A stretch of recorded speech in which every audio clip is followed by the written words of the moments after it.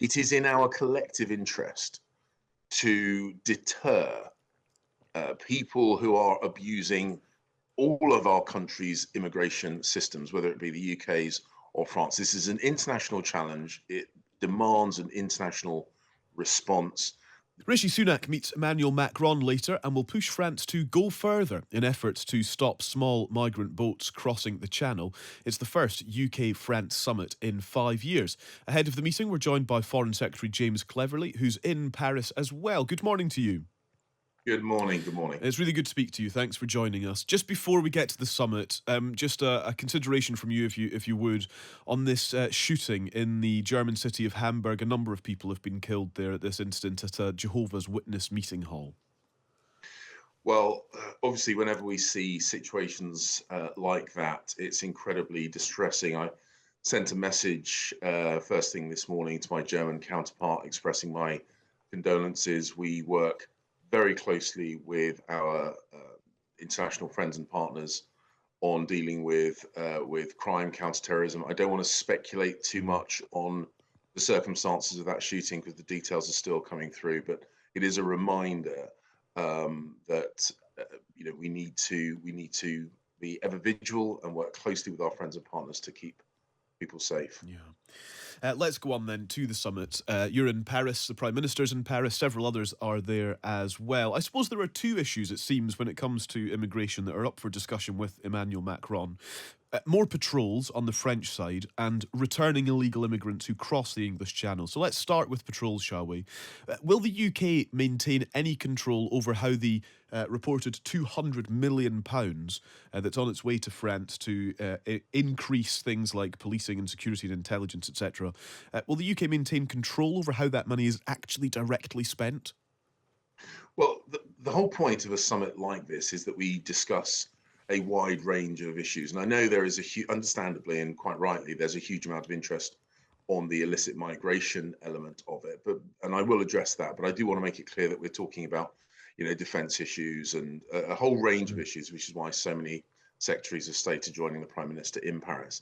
With regard to our joint working on tackling those small boats, again, the whole point of this is that we coordinate our approach. And in your question, it kind of implied that there'd be a relationship whereby the UK, dictates to France how it polices its own coastline.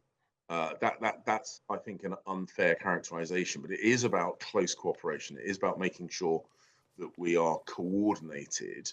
And I mean, last year, of course, the French authorities prevented about half the attempted small boats crossings. I know they would ideally like to be able to do more. Of course, that's in our interest as well. So we're discussing how we work together to address this issue, which affects both our countries enormously. Absolutely, and I think it is just that sort of close cooperation that I'm eager to just get a bit more understanding on, because Britain has given more than £250 million to France since 2015 in a number of successive deals, but migrant numbers have continued to rise. So I suppose I'm just trying to understand where giving pretty much the same amount of money again, how that's actually going to impact the numbers.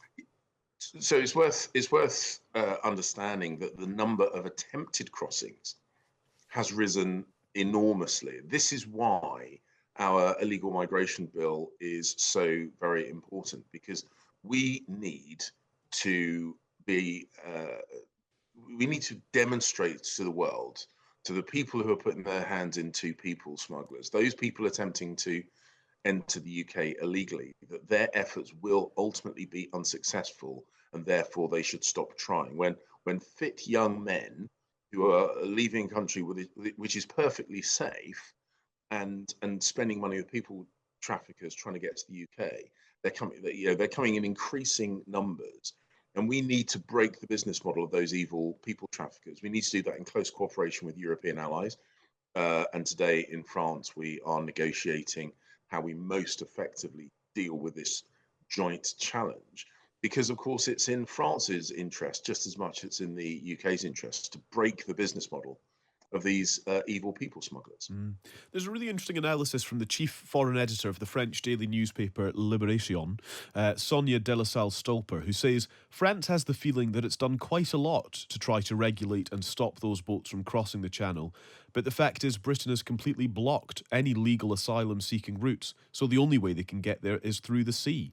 France is dealing with many more asylum seekers than Britain, and the truth is, if they're going to go to the UK, there's usually a real reason, like they have some family there or they speak English.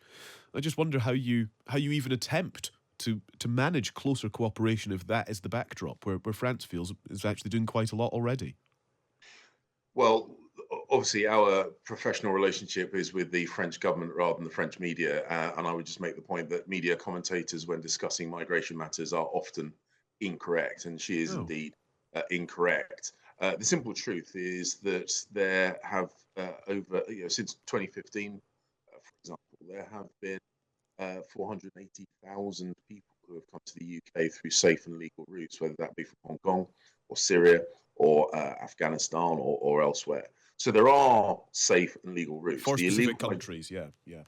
Yes, and the illegal migration bill envisages the provision of safe and legal routes with numbers derived in close coordination with local government, who ultimately will need to make sure that these people have somewhere to live as we welcome them to our country. Yeah. But we also need to understand there is a very distinct difference between the people who play by the rules, who make the applications, who take advantage of these safe or legal routes, or who migrate to the UK through long established legal the application process, like my own mother did and Mm. others have done, and those people who are knowingly breaking the law, uh, going from safe countries and taking advantage of our legal system when they get here. And we need to understand there is a difference. We are a welcoming and generous nation, and we will continue to be so. But we also need to send the message that you cannot abuse the system, Mm. cannot knowingly break the law, and expect the government to take no action in response. Just a final one on the migration plan. Then it has been, the story of the week, really, hasn't it? The new policy from Rishi Sunak. I'm just wondering, I suppose, what France has to gain for signing up, either for taking taking the cash to bulk up its patrols and things is one thing, but in terms of this effort on trying to encourage France to take illegal immigrants back, I just wonder what the sell is. What do France have to gain from this closer cooperation? Well, look, you're focusing on what is one element of a much broader agreement. France has got as many, perhaps all European countries have at the moment, a real challenge with illicit migration, just as we do. Mm. It is in our collective interest to deter people who are abusing all of our country's immigration systems, whether it be the UK's or France. This is an international challenge. It demands an international response. The UK and France have been coordinating very closely on a whole range of issues, including defence and security.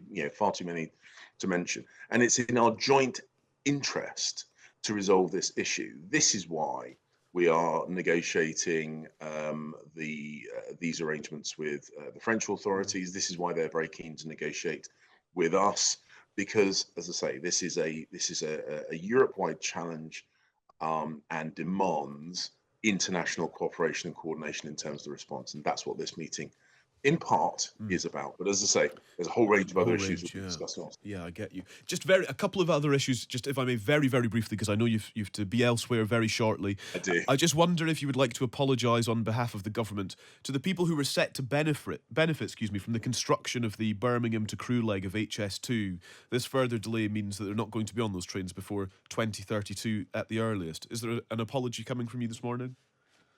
Well, we've invested a huge amount in HS2. It's already had a catalyst effect. It's driven job growth in the West Midlands, and of course, it's already stimulating a generation of civil engineers who are going to be working on that. We've got to recognise, of course, that in response to probably one of the most significant epidemiological and economic events, which was COVID, we have got to review large-scale expenditure like HS2, but we're still very, very committed to that connectivity across the UK. We've since 2010 spent £33 billion upgrading the road network. We've invested more in rail since any time since the Victorian era, that mass expansion of the railway. So we're doing a huge amount with regard to rail travel, but of course we've got to be realistic. When we have a significant economic impact through COVID, we have to respond to that. And I'll just give you as much time as you want to reflect on the fact that new figures just out show that the UK economy grew by 0.3% in January. What's that down to? Well, look, we are committed. The Prime Minister is committed to growing the economy, and I remember it wasn't that long ago we were predicted to be in a heavy recession. Of course, we'd like to see greater growth figures than that, but there are huge international economic headwinds. Russia's illegal and unprovoked invasion of Ukraine has pushed up fuel prices, pushed up food prices. These are all having a dragging effect on the UK economy, but the Prime Minister is absolutely committed, as is the whole of government, to get economic growth back into the UK. That's what we're focused on. That's what we're going to do. Mr. Cleverly, we're very grateful for your time. Thank you very much. Thank you. Thank you. That is James Cleverly, the Foreign Secretary. Thank you so much for watching. You get extra points for making it all the way to the end of the video. And if you want to see more from me, Chloe and Callum, you can join us every Friday to Sunday on Times Radio from 6 a.m.